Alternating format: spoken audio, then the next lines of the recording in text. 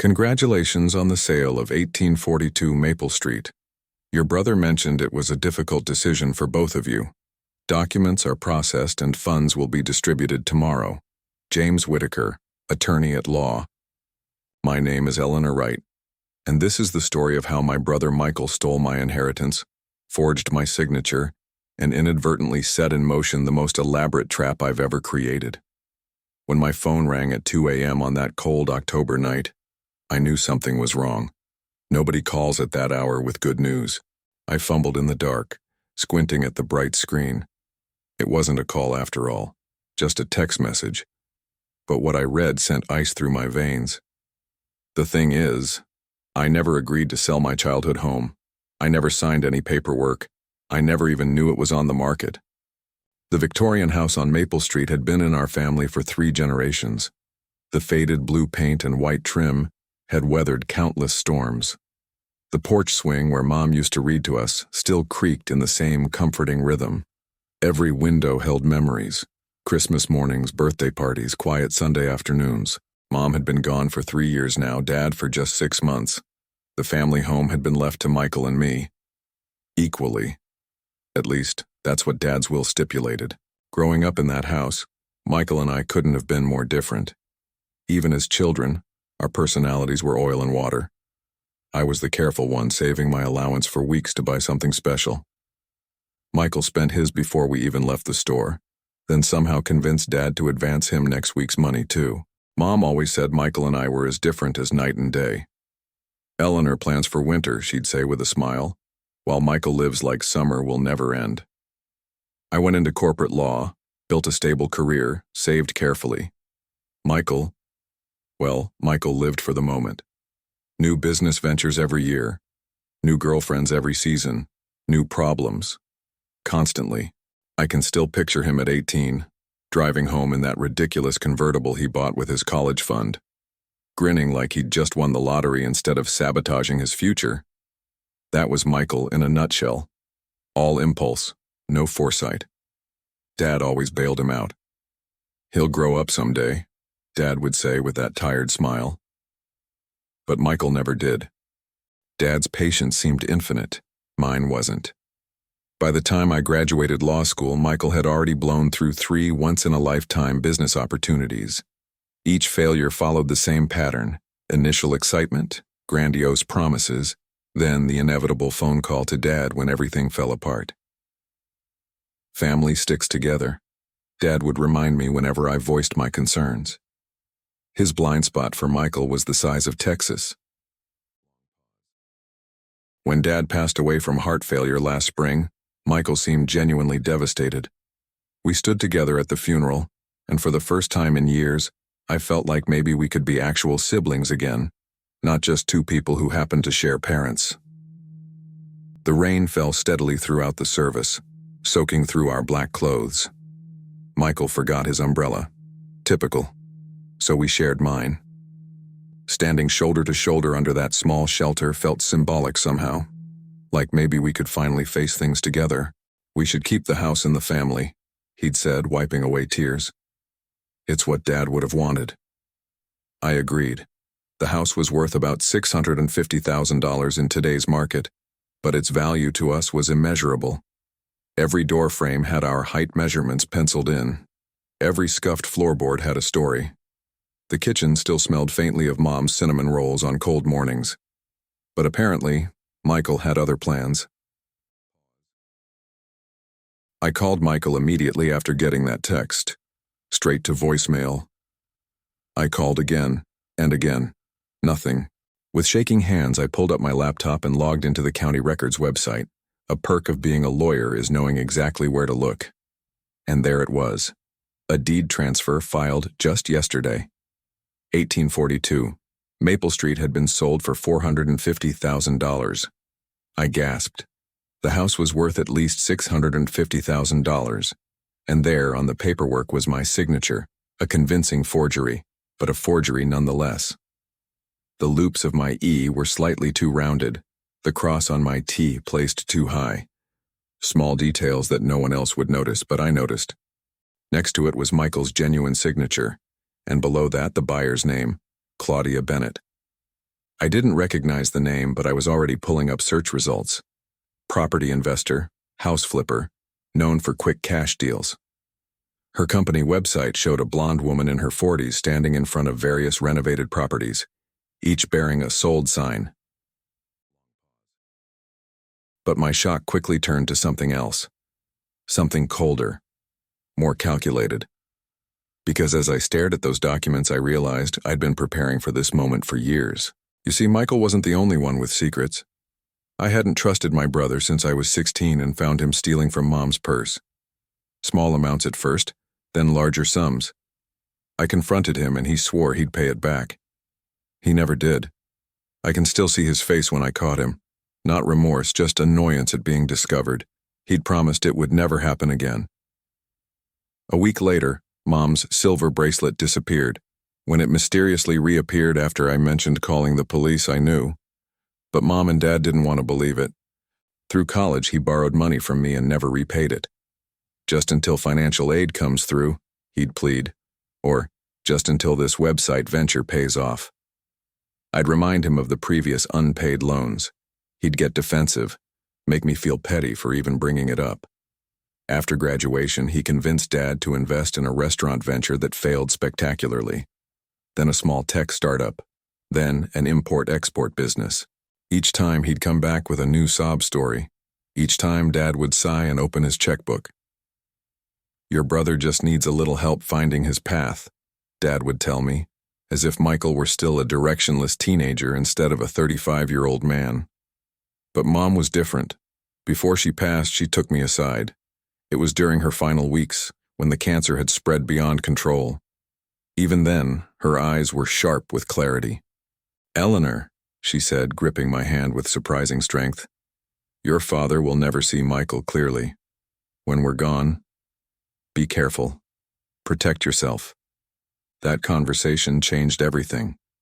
I started documenting Michael's behavior, keeping meticulous records of his patterns. I installed security cameras at our parents' house, claiming it was for their safety as they aged. And 3 years ago, when I caught Michael trying to convince our mother to change her will while she was on heavy medication, I decided I needed a contingency plan. I hired a private investigator named Victor Reese, ex-military now specializing in financial fraud cases. When we first met at his cramped office downtown, I wasn't sure I was making the right decision. Spying on my own brother felt extreme. "Family fraud is my most common case," Victor had said, as if reading my thoughts. "You'd be surprised how often I get siblings sitting in that exact chair, feeling exactly the way you do now."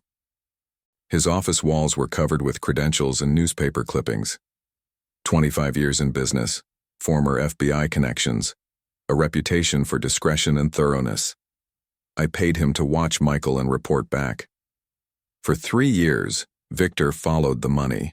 All those failed businesses, gambling debts, and the string of increasingly younger girlfriends with expensive tastes.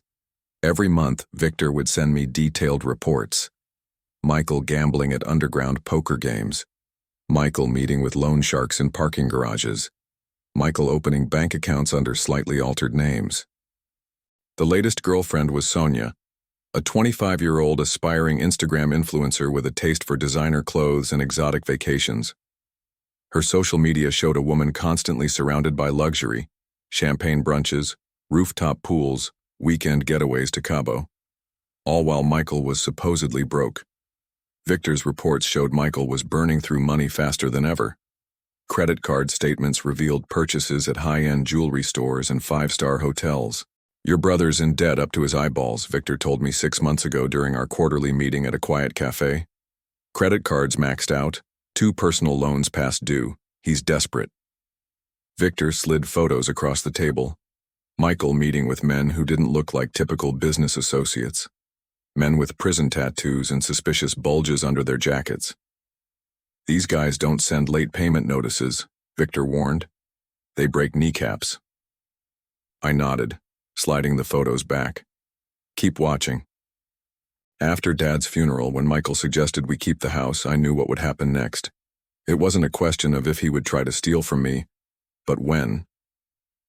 So I made a call to Victor and set a plan in motion that would either prove me wrong which I desperately hoped, or catch my brother red-handed. Long pause. That plan involved a woman named Claudia Bennett. The real Claudia Bennett was indeed a property investor.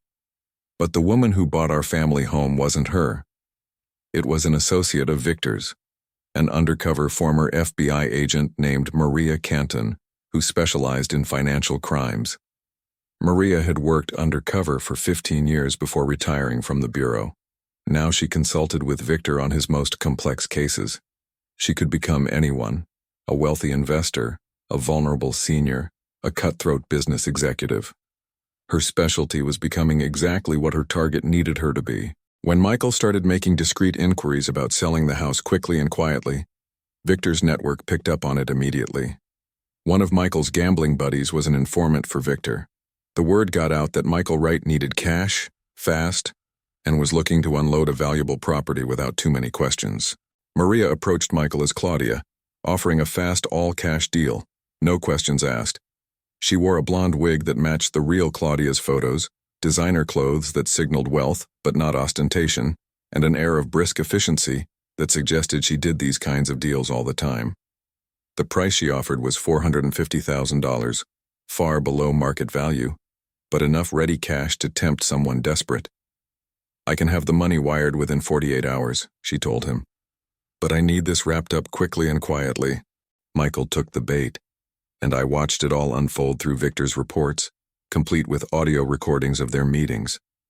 Michael claimed to be selling on behalf of both of us, claimed I was traveling in Europe and had signed the paperwork before leaving.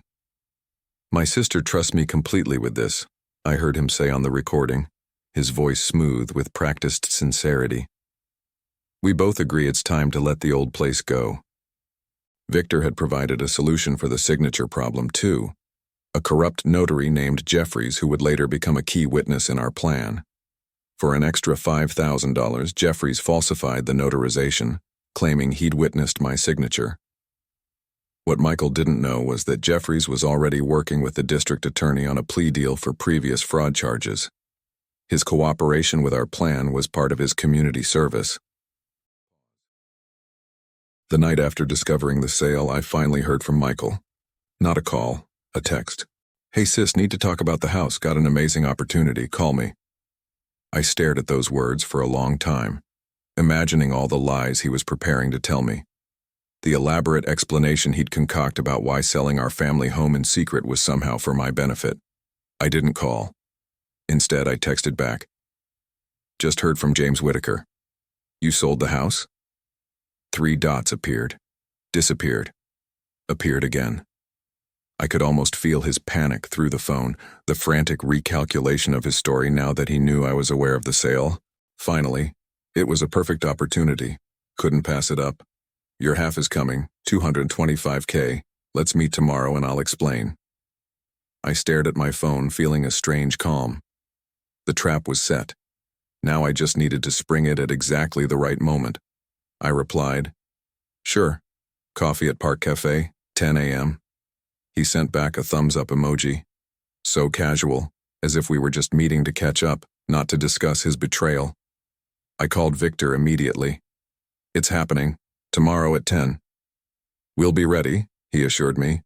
"Maria's on board, and I've got the documents prepared exactly as you requested." That night I barely slept.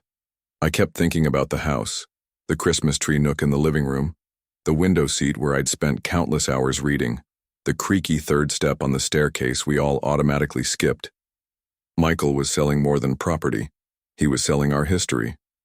By morning, my sadness had hardened into resolve. I arrived at the cafe 15 minutes early. It was a strategic choice.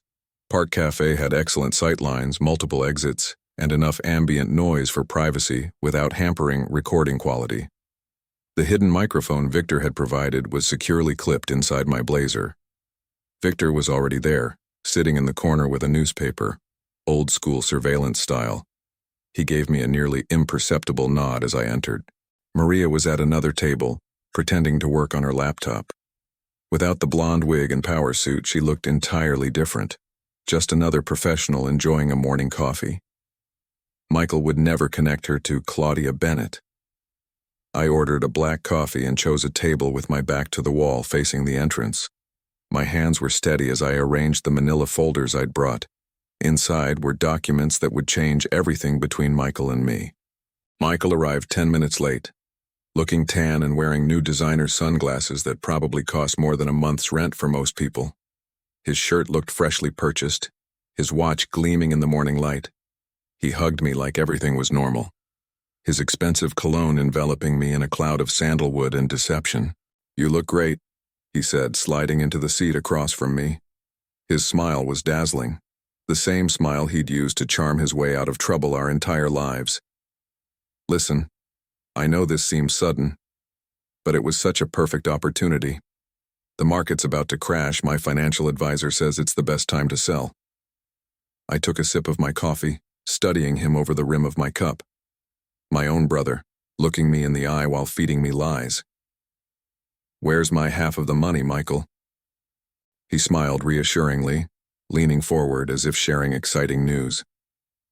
"That's what I wanted to talk about. I had to move quickly with the funds to secure an investment opportunity. It's going to double our money in 6 months. I'm doing this for both of us."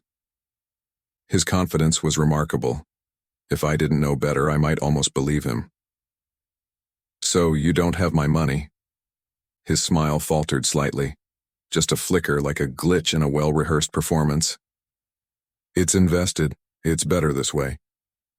"And my signature on the sale documents?" Now came the moment of truth. I watched his face carefully. He blinked rapidly. "You signed them. Remember? When we met at Dad's lawyer's office last month?" I set down my coffee cup with deliberate slowness and pulled out a folder. "I never signed anything. You forged my signature." "That's ridiculous," he scoffed, but his eyes darted nervously to the folder in my hands, then to the cafe exit. Flight assessment. I'd seen it before. "Why would I do that?" "Because you're planning to leave the country," I said calmly. "Business class tickets to Belize departing tomorrow, non-refundable."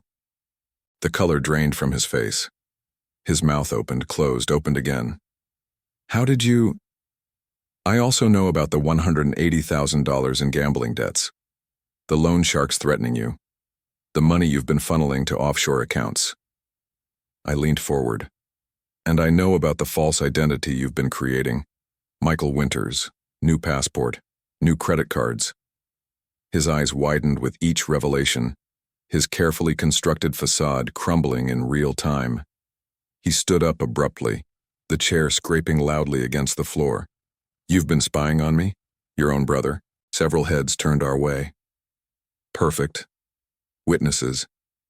"Sit down," I said quietly. "You don't want to make a scene." People were starting to look our way. Michael slowly sank back into his chair, his expression cycling through shock, anger, and fear. "What do you want?" he whispered. I opened the folder and pushed it toward him. Inside was a legal document, professionally drafted on my law firm's letterhead. "This is a confession and restitution agreement. You sign this admitting to identity theft, forgery, and fraud. You transfer the full $450,000 to my account today.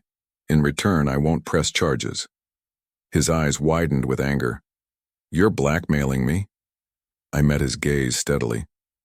"I'm giving you a chance to avoid prison," I corrected. "Wire the money today, sign the confession, and you walk away. No criminal record." He laughed bitterly. "I don't have $450,000. I paid off my debts. The rest is gone." I nodded as if I'd expected this. "Then there's the second option." I slid another document across the table. This one was simpler, a single page with a company logo at the top. "What's this?" he asked. "A job offer. Victor Reese Private Investigations needs someone with your particular skill set. Starting salary is modest, but it includes room and board." Michael stared in confusion. "You want me to work for some private eye?" "As what?" "As someone who helps catch people like you," I explained. "Con artists, scammers, fraudsters. You know how they think, how they operate. You'd be valuable." His face contorted with disbelief. You expect me to become some kind of, what, reformed criminal turned detective? This is insane. Consider the alternative, I said calmly. And if I refuse both options? I gestured subtly. Across the cafe, Victor and Maria both stood up. Then these two people will introduce themselves as federal agents investigating wire fraud and identity theft. The evidence they have will send you to prison for at least 5 years. Michael's face crumpled. For the first time since we were children, I saw genuine fear in his eyes. The kind of naked vulnerability he'd always been so careful to hide behind charm and bravado. They're not really federal agents, he said, but he didn't sound confident. Maria was FBI for 15 years, I explained, and while they're not here in an official capacity today, they have friends who are. One phone call changes that.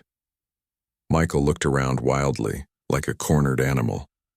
I could almost see him calculating the distance to the door, weighing his chances of simply making a run for it. "Why are you doing this to me? We're family," he pleaded, his voice cracking on the last word. I felt a pang of sadness. "Yes, we are, which is why I'm offering you a way out." For several minutes, we sat in tense silence. Michael stared at the documents before him, occasionally glancing up at me with a mixture of anger and disbelief. "What about the house?" he asked finally. "It's already sold." I allowed myself a small smile. "That's the interesting part. It wasn't really sold." "What?" "Claudia Bennett doesn't exist. The woman you met was working for me. The sale was real enough on paper, but it was designed to expose your plan." I tapped the folder. "So, Michael, what's it going to be?" His breathing became shallow, eyes darting from the documents to me to the cafe door. I could almost see him processing everything, the elaborate trap I'd set, the complete dismantling of his escape plan. "You've been planning this for how long?" he asked, his voice barely audible. "Long enough," I replied. "I kept hoping I was wrong about you, that you wouldn't actually steal from your own sister." He stared at the documents for what felt like an eternity. Outside the cafe window, life continued normally, people walking past, unaware of the small drama unfolding inside. "I never meant to hurt you," he said softly. "I just needed the money." "I know," I replied. "You've always just needed the money." With a shaking hand, he reached for the second document, the job offer. "How long would I have to work for this Victor guy?" 2 years. Consider it restitution. You'll help catch criminals, live clean, rebuild your life. After that, you're free to go." He signed the paper, his signature an angry scrawl. "What about Sonia?" he asked. "Your girlfriend? I imagine she'll lose interest when the money dries up." He nodded sadly. "Probably." As he signed, I felt no triumph, just a profound weariness. This wasn't a victory, it was the end of something, the final death of the relationship we might have had. Victor approached our table. "Mr. Wright, I'm Victor Reese. I understand you'll be joining my team." Michael looked up at him, then back at me. "You planned all of this. For how long?" 3 years, I admitted. "Since I caught you trying to manipulate Mom into changing her will while she was medicated." His face registered genuine shock. "You knew about that?" "I've known about everything, Michael. Every scheme, every lie. From the money you stole from Mom's purse when we were teenagers to the credit cards you opened in Dad's name after his stroke." His shoulders slumped. "And this job? It's real? Not just some elaborate punishment?" Victor handed Michael a business card. "Very real. I work with several former con artists, best investigators I have. You start Monday." "What's to stop me from running as soon as I leave here?"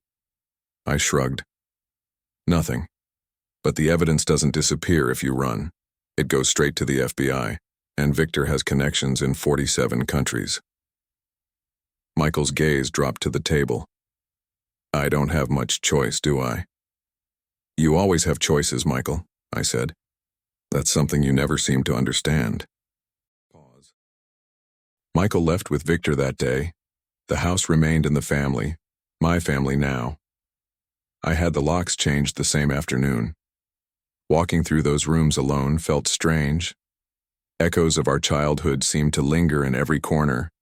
The dining room where we'd had Sunday dinners, the staircase where we'd once slid down in laundry baskets, the backyard where Dad had built us a treehouse that Mom thought was a death trap. I stood in Michael's old bedroom, now empty except for a few boxes of childhood memorabilia he'd never bothered to claim. Soccer trophies, school yearbooks, a hand-drawn birthday card he'd made for Mom when he was 7, "World's Best Mom" in wobbly crayon letters. There had been goodness in him once. Maybe there still was. As for the inheritance our parents left, I used part of mine to establish a trust in their names, providing scholarships for students studying ethics and law. It felt right somehow, creating something positive from a situation built on deception. Michael worked for Victor for the full 2 years. I received monthly updates on his progress. At first, they were what I expected, Michael chafing against authority, trying to charm his way out of actual work, keeping one foot out the door. But something changed around month 4. Victor's reports noted increased engagement, successful case contributions, initiative. By the end of the first year, Michael had helped identify and build cases against 3 separate fraud operations. His insider knowledge of how scammers think proved invaluable. He could anticipate their moves, identify their vulnerabilities. "He's good at this," Victor admitted during one of our check-ins. "Really good. Still a pain in the ass sometimes, but he's making a difference." Michael never apologized for what he'd done, not directly, but on the day his contract ended, he sent me a text with a photo of himself in front of a small accounting office, starting my own legitimate business. Thanks for the second chance. I stared at that message for a long time, unsure how to respond. Part of me wanted to be happy for him. Part of me couldn't forget the years of manipulation and lies. I never fully trusted him again. Some bridges once burned can't be rebuilt. But I did send him a housewarming gift when he got his first apartment after leaving Victor's employment, a small place in a modest neighborhood, funded by honest work. It was a framed family photo from our childhood home, all 4 of us standing on the porch of the Victorian on Maple Street, smiling in the summer sun. Mom's arms around both of us, Dad standing proud and tall. On the back I wrote, "Some things can't be forged." He called me after receiving it, our first real conversation in over 2 years.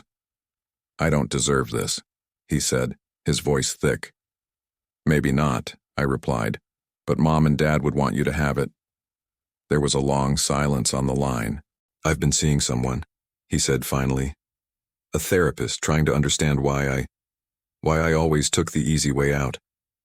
Why I hurt the people who cared about me." "That's good, Michael. I don't expect you to forgive me," he continued, "but I want you to know I'm trying to be better." Pause. Sometimes the greatest revenge isn't punishment. It's rehabilitation.